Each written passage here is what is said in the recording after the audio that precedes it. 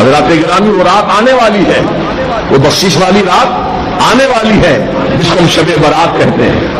اس رات میں کیا کرنا ہے؟ سب سے پہلے مغرب کی اذان سے ایک 15 منٹ پہلے، جیسے کہ 40-42 پر اذان ہو رہی ہے، تو آپ 5:25 پر بیٹھ جائیے ہاتھ میں تسبیح لے کر، اور 100 مرتبہ درود پاک پڑھیے،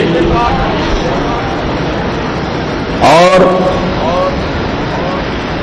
40 مرتبہ لا حول ولا قوت الا باللہ العلی العظیم پڑھیے.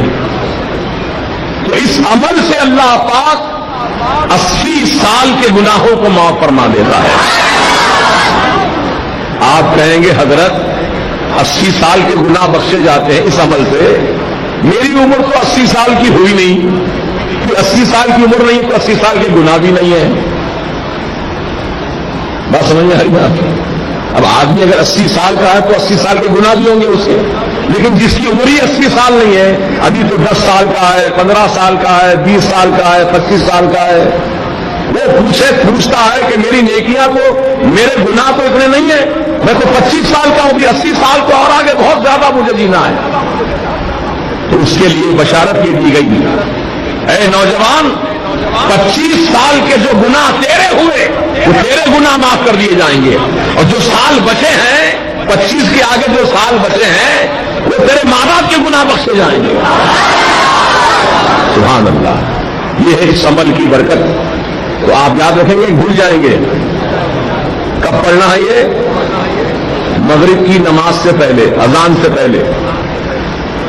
پھر اس کے بعد نماز مغرب ادا کیجیے، اور نماز مغرب کے ساتھ ہی موقع ہو تو سورہ یاسین 3 مرتبہ پڑھ لیجیے. اگر نہیں کچھ تاخیر سے پڑھنے کا ارادہ ہے تو آپ اپنے گھر جائیے اور غسل کیجیے، شب برات میں غسل کیجیے، بڑا مبارک غسل ہے وہ.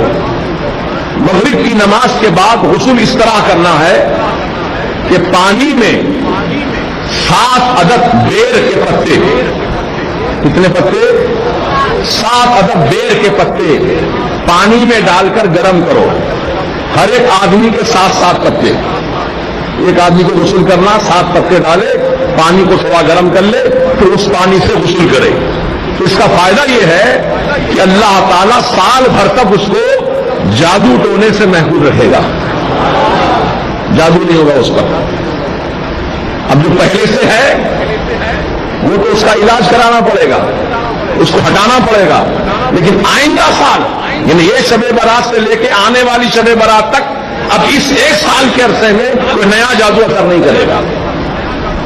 یہ اس کا فائدہ ہے.